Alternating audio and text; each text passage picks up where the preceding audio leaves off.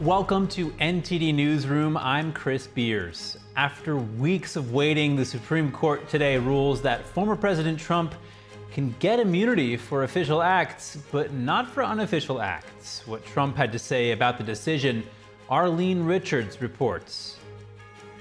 One of Trump's former advisors turns himself into federal prison officials to begin serving time for his contempt of Congress conviction.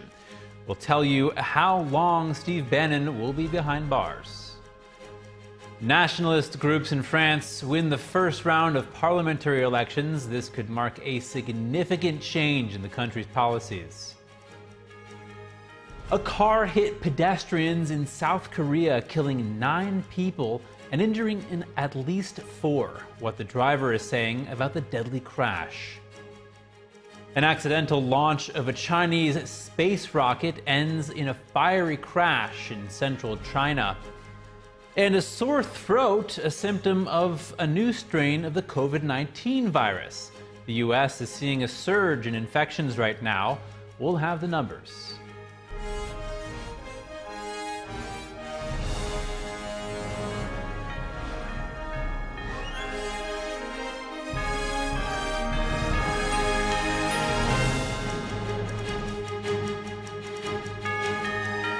The Supreme Court has ruled that former President Trump has immunity for some of his alleged conduct, but maybe not all of it. Our legal correspondent Arlene Richards has more. In a 6-3 decision on Monday, the Supreme Court ruled that former presidents have absolute immunity, which means that former President Trump may get immunity for his official acts in the D.C. election case. However, the majority rejected Trump's broad claim of immunity, saying he does not have immunity for unofficial conduct. Chief Justice John Roberts, writing the opinion for the court, said determining whether a prosecution should continue requires a careful assessment of a president's constitutional powers. He wrote, "The nature of that power requires that a former president have some immunity from criminal prosecution for official acts during his tenure in office, at least with respect to the president's exercise of his core constitutional powers. This immunity must be absolute." He said the government would have to show that prosecuting a former president would not interfere with the functions of the executive branch. All 3 liberal justices dissented, blasting the majority's decision. Justice Sonia Sotomayor wrote in her dissenting opinion that the decision reshapes the institution of the presidency. She added that the Constitution does not shield a former president from criminal and treasonous acts. Justice Ketanji Brown Jackson, writing her own dissent, said the majority's decision broke new and dangerous ground. Departing from the traditional model of individual accountability, the majority has concocted something entirely different, a presidential accountability model that creates immunity, an exemption from criminal law, applicable only to the most powerful official in our government, she said. Shortly after the decision was published, Trump posted on Truth Social, "Big win for our Constitution and democracy, proud to be an American." President Biden's campaign said the ruling didn't change what happened on January 6th. Donald Trump snapped after he lost the 2020 election and encouraged a mob to overthrow the results of a free and fair election, the advisor said. The Chief Justice argued that the dissent accuses the majority of deeming the president above the law. He wrote, "As for the dissents, they strike a tone of chilling doom that is wholly disproportionate to what the court actually does today." The court sent the case back to District Judge Tanya Chutkan for further proceedings. Judge Chutkan will have to decide which of the alleged acts were official and which were not. Reporting from Washington, D.C., Arlene Richards, NTD News. Republican lawmakers call for an end to investigations against Trump after the Supreme Court's ruling. Our Washington correspondent Luis Martinez has more on the reactions. That's right, Chris. Minutes after the Supreme Court announced its decision on presidential immunity, Senate Majority Leader Chuck Schumer took to social media to criticize the ruling. The Democratic senator rebutted the court, saying treason or incitement of an insurrection should not be considered a core constitutional power afforded to a president. Schumer also added that the decision undermines the court's credibility, while House Minority Leader Hakeem Jeffries condemned the ruling and argued that the framers of the Constitution did not intend for our nation to be ruled by a king or monarch who could act with absolute impunity. Democratic Congresswoman Alexandra Ocasio-Cortez posted on social media that she intends to file articles of impeachment against Supreme Court justices, while Republicans celebrated the ruling. Speaker of the House Mike Johnson posted on social media that the decision was a victory for former President Donald Trump and for all future presidents, and that the decision was based on the obviously unique power and position of the presidency and comports with the Constitution and common sense. Chairman of the House Judiciary Committee, Congressman Jim Jordan, also highlighted that hyper-partisan prosecutors like Jack Smith cannot weaponize the rule of law to go after the administration's chief political rival. House Republicans expect a decision to put pressure on Special Counsel Jack Smith and on the Department of Justice to put an end to investigations against former President Donald Trump, while Democrats have signaled that they're willing to use the legislative branch in order to redress their grievances surrounding the Supreme Court. Back to you, Chris. Former Trump advisor Steve Bannon reported to prison today to serve a 4-month sentence. He was convicted for defying a congressional subpoena related to the January 6th Capitol breach investigation. Here is what he said outside of prison. You can't run a business from a federal prison. I have no intention of doing anything in the business, but I have a First Amendment right. I have a First Amendment right to have my voice heard, and my voice is going to be heard every day. And more importantly, their voices are going to be heard. You don't need my voice. Surrender! We're a populist movement. The sentence could keep Bannon imprisoned to nearly Election Day. That will make it difficult for the War Room podcaster to communicate with his fans. Bannon on Friday lost a last-ditch effort to stay out of prison. The Supreme Court rejected his request to delay his sentence while he exhausts the appeals process for his conviction. He was found guilty in 2022 of 2 misdemeanor counts of contempt of Congress. He was charged after refusing to turn over documents or testify to a House committee investigating the Capitol breach. And the French Nationalist Party won the first round of parliament elections yesterday. Leader Marine Le Pen called it a historic result for her party. France has 2 rounds of voting. If no candidate receives over 50% of the vote in the first round, voters will choose between the top 2 finishers in the second round. The second round of elections next weekend will decide if Le Pen gets a majority in parliament. This could lead to a notable shift in the country's policies for the next 3 years. French nationalist leader Marine Le Pen hailed the results of the parliamentary elections on Sunday, June 30th, as historic after her National Rally party made significant gains. It's a historic result. The National Rally has never had a candidate elected in the first round of the legislative election. And today, several dozens of candidates have been elected in the first round. I think all of this is an element of great hope for millions of French people. With 34% of the votes, the National Rally might gain up to 310 seats in parliament. The left-wing coalition and Emmanuel Macron's party received 29% and 20% respectively. Both groups plan to ally against the National Rally ahead of the second round of the election on July 7th. Notre objectif est clair. Our objective is clear: to prevent the National Rally from having an absolute majority in the second round, from dominating the National Assembly, and therefore from governing the country with its disastrous project. Thousands gathered in Paris yesterday to protest against the nationalist group. Protesters set up flares in Paris as they marched through the city streets, past smoking tear gas canisters and flaming trash cans. 70% of French citizens voted yesterday, a mobilization deemed exceptional by pollsters that gives even more legitimacy to the election's outcome. Le Pen has called on voters to grant the National Rally an absolute majority in parliament. And if that happens, the president's party, Jordan Bardella, said it'd be ready to govern as prime minister.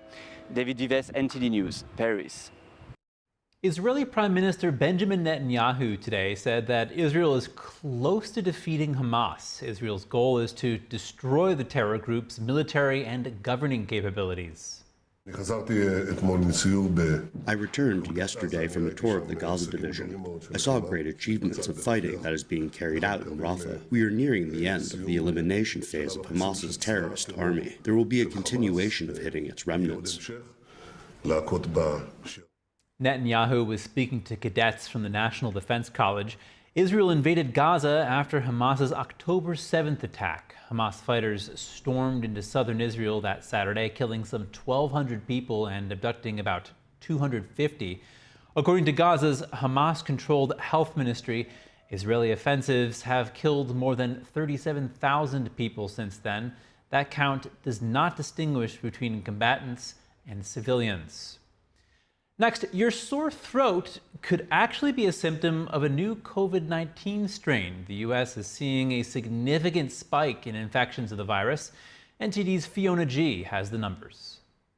39 states across the U.S. are currently experiencing growing surges of COVID-19. According to healthcare professionals, emergency room visits related to COVID-19 have increased over 14% from the week before, while COVID-related hospitalizations have increased by 25%. Experts say it's relatively unusual to see such spikes in summer months, but it could be a result of the increased indoor gatherings recently due to the heat wave that swept across much of America, combined with more evasive new virus variants. The most common symptom of COVID-19 right now is a sore throat with or without a mild fever. Other reported symptoms include body aches, chills, congestion, coughing, fatigue, and fevers. Luckily, previously common symptoms of loss of taste and smell are now uncommon. And though infection numbers are rising, there does not seem to be a rise in symptom or illness severity. Infection numbers are expected to continue to rise as people travel and gather for the 4th of July weekend. Experts are reminding the public to be aware of COVID-19 symptoms and to take good care of their health. Fiona G., NTD News. Boeing has agreed to buy one of its major suppliers and manufacturing partners as part of its plan to shore up safety. Boeing announced plans in March to buy Spirit Aerosystems. The company was originally spun off of Boeing in 2005, but still makes major parts of several Boeing models, including the fuselages for the 737 MAX. The parts are then shipped to Boeing's factories for assembly. Spirit was involved in several safety issues for Boeing, including the door plug blowout in January. Spirit Aerosystems also makes parts for Boeing's rival, Airbus. Airbus says as part of the acquisition, it will buy Spirit's major activities related to the company for $1. The European aircraft giant would also get just under $560 million from Spirit as compensation. And today in West Virginia, a new law allows people with concealed carry licenses to have a gun on public college campuses. The Mountain State joins 11 others across the country with similar laws. Colleges and universities can impose restrictions on areas where a person can possess a firearm. These include inside dorm rooms, large venues of 1,000 people or more, and on campus daycare centers. However, common areas like dining halls and study centers must be unrestricted. Schools must also equip at least one residence hall with a safe place to store handguns. It can also charge for in-room safes for student use. Next, a Chinese space rocket accidentally launched during a test and then crashed in a hilly area in central China on Sunday. The rocket exploded, causing a fire.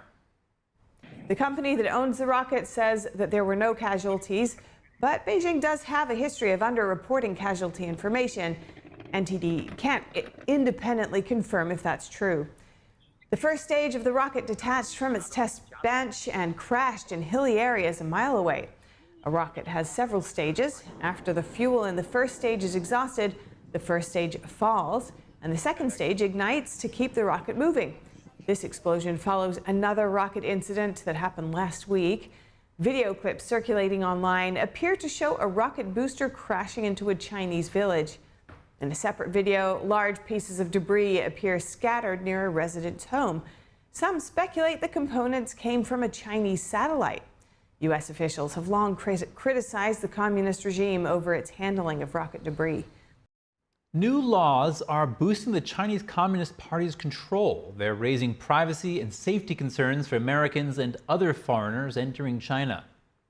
The two new laws took effect Monday. They allow Chinese border control to take and spot check travelers' cell phones and computers. What's tricky is that Chinese officials can use national security concerns as a pretext to conduct these inspections. And in China, national security has a very vague definition. Visiting websites that are blocked in China, for example, can be a violation of national security. Among the tens of thousands of blocked websites in China are those of mainstream media such as Fox News, CNN, and BBC. Information about natural disasters can fall into the category of state secrets, too. Vague laws in China can lead to people breaking the rules without even realizing it. China's strict anti-espionage law also requires Chinese citizens to report any potential spy activity. Reports can be rewarded with up to $13,000. Countries such as Taiwan are warning its citizens to carefully consider traveling to China due to these vague and potentially dangerous laws. Police in South Korea are investigating a fatal car crash today that left 9 people dead. It happened near City Hall in downtown Seoul. According to South Korean media, a 60-year-old man rammed his car into a group of people waiting to cross. He told the media that the car suddenly accelerated. In addition to the 9 killed, police reported that 4 people were hurt, 1 seriously. They are investigating whether the driver was drinking or using drugs. And when we come back, a record number of people will be on the move this 4th of July holiday. We'll tell you what travel experts expect the crowds to be like. And a mountain climbing expert shares some tips about climbing some of the world's tallest peaks.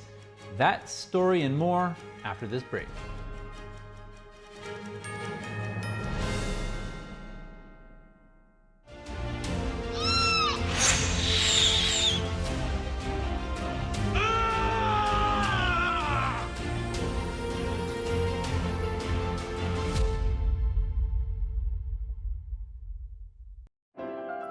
The glory of piano masterpieces from the Baroque, Classical, and Romantic periods. New Tang Dynasty Television invites you to join the 2024 NTD International Piano Competition. Together, we preserve and revitalize the art of authentic classical piano music. October 14th to the 19th at the Kaufman Music Center in New York City. Apply now at piano.ntdtv.com. Amazing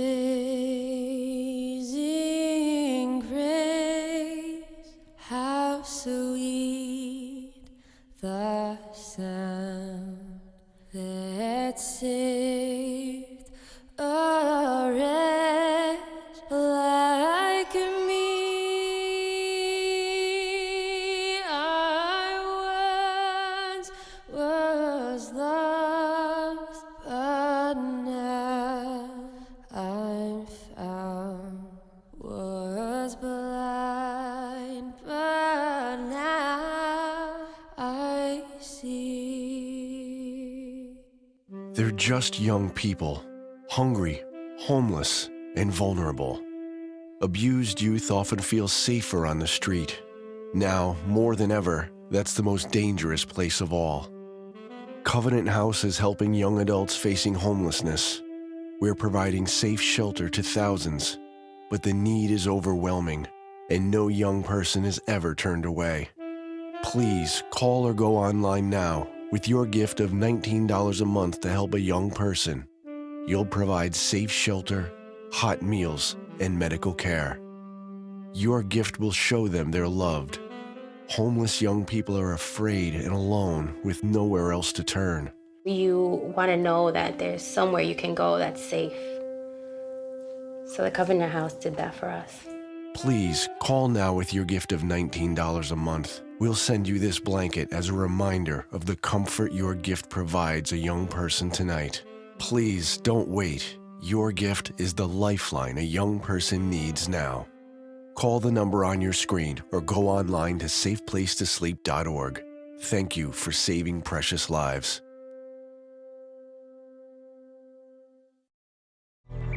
When they learn something new and you can just see in their faces, it's such an incredible moment. It's those moments that are my favorite.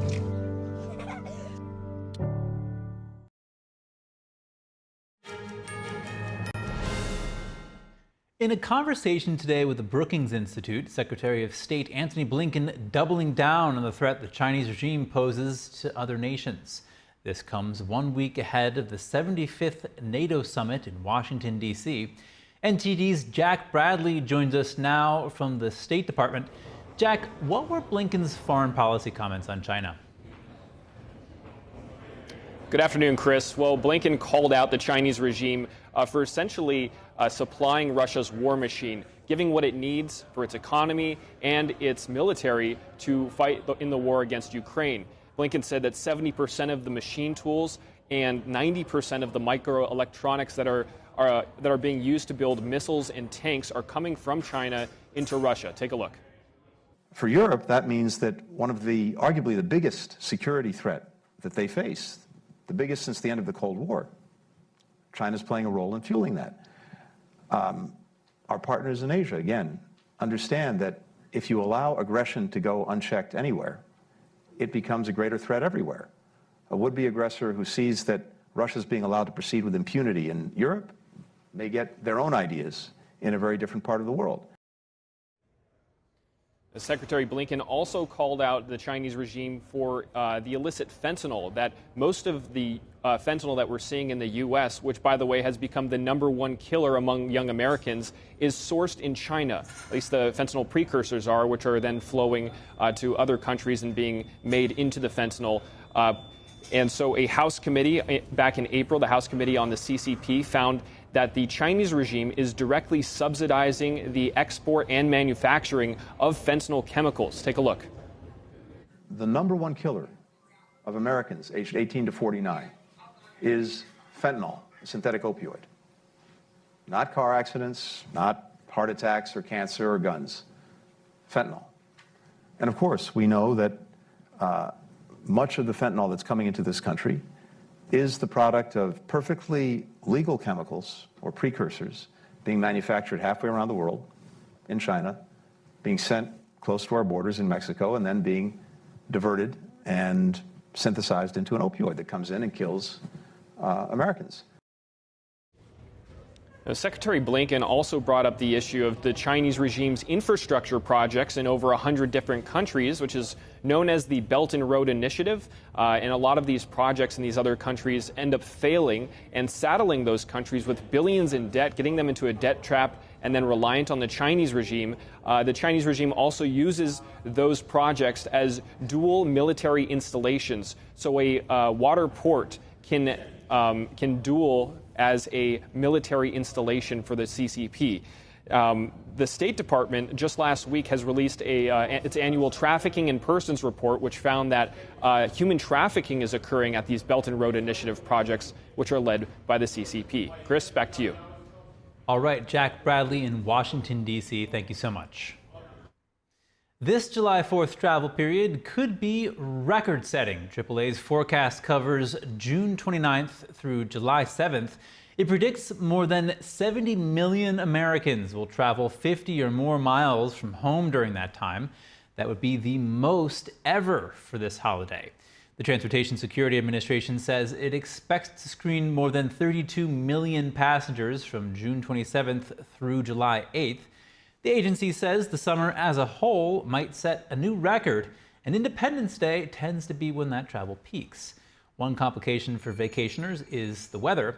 That includes heat advisories in several states today, more flooding in New Mexico, and the 2024 Atlantic season's first hurricane. And as summer officially arrives, many hear the call to adventure. NTD's Daniel Monahan speaks with a mountain guide from Scotland about the benefits of mountain climbing and tips for staying safe while exploring.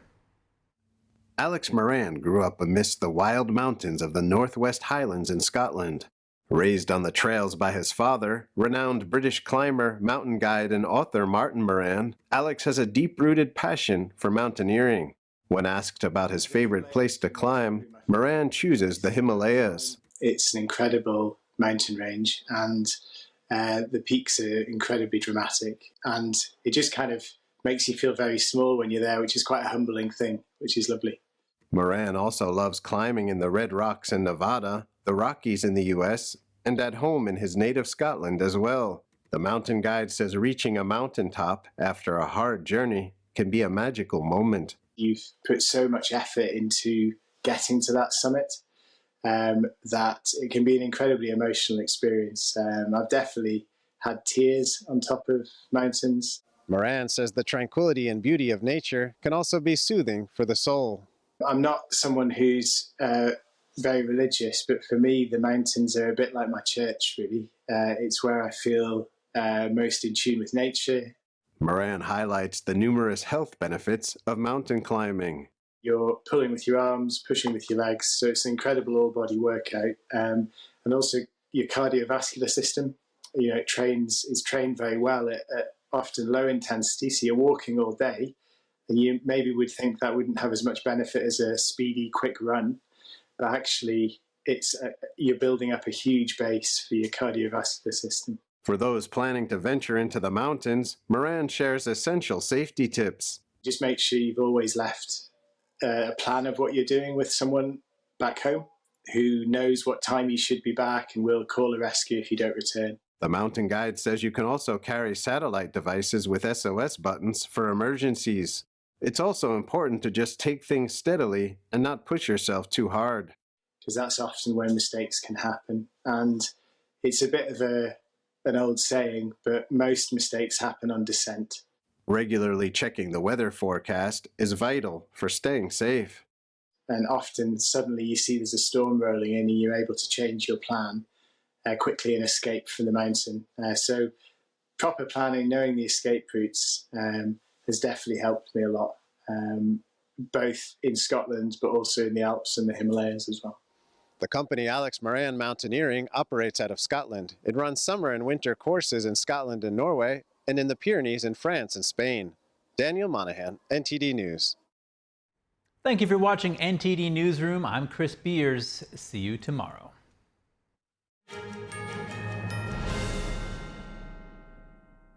我们是过去武术的身法，你上阵的，你要是身法你保持好了，你就失去了生命。 Are today's mainstream martial arts not traditional martial arts? 现在有些人他学说传统武术，他尤其是西方人，他不懂。为什么要